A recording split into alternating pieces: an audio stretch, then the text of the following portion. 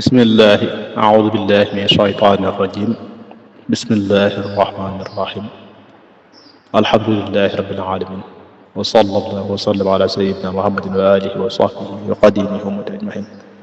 assalaamu aleykum wa rahmatullahi taala wa barakaatu. mbokk yi ñoo ngi siyaare ñëpp di kenn nuyu kenn ku nekk turam ak santam tey fas yéene ñëw ngir càkkuteef mu mel ni boo ko sàkku woon ci bëggu ñuy nafaranteeg mbokk yi ci leeral yenn aaya alxuraan yi tafsir ci koor gi.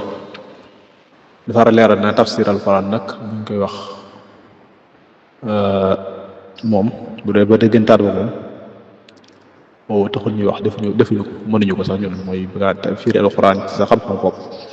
xam-xam yi muy dajee man ñaar fi xam-xam suñu baas ñu ci waaye ñi def ñu ñoon leeral alxuraan day doon sukkandikoo ko ci tafsir yi bu fassiroon yi nga xam ne ñoom firikat alxuraan yoo xam ne xam-xam yooyu daje nañ ci ñoom dañ defoon ko ñu ñëw ngeen nafaranteeg mbokk yi daani ko faral di mooy ay dañ ko daan taxaw woon ci ginnaaw mooy ko ndax parce que yu siiw yi ñu nettalee te mel ne ñeen ñi wéral ko ne ku baax sëriñ bi radiyallahu anhu daka daan tere waaye gannaaw bi dañoo xool ba gis naa ne mel ne ne li gën a dëgër mooy tere gi terewutoon tafsir alxuraan aw tafsirin la doon tere maanaam aw tafsirin la doon tere dañu waxoon benn firnde yi bokk na ci xesa boobu ñu nettaloon daaw te ku ñu doy suñu Ibrahima Diop suñu maam Thierno Diop moo ñu ko nettali ne nijaayam ku ñu wax si Modou Ngajaga Baye Modou Ngajaga bokkoon ci fulkum njàng njaareem daari kam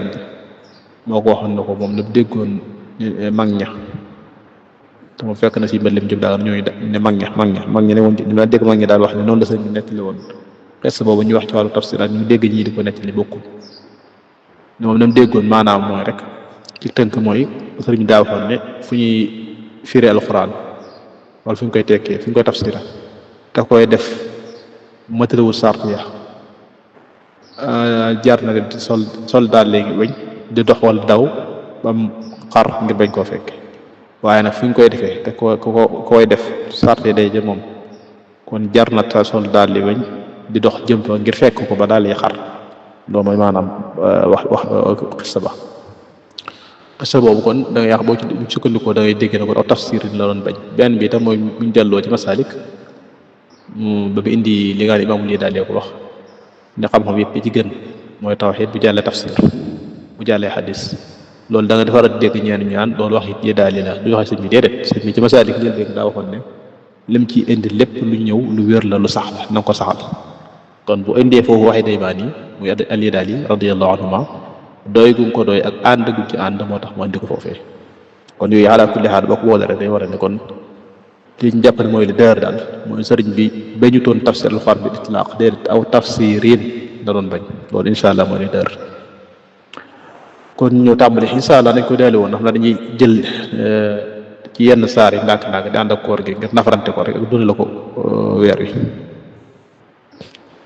man dañuy dajale yenn tafsir yoo xam ne ci lañu sukkandikoo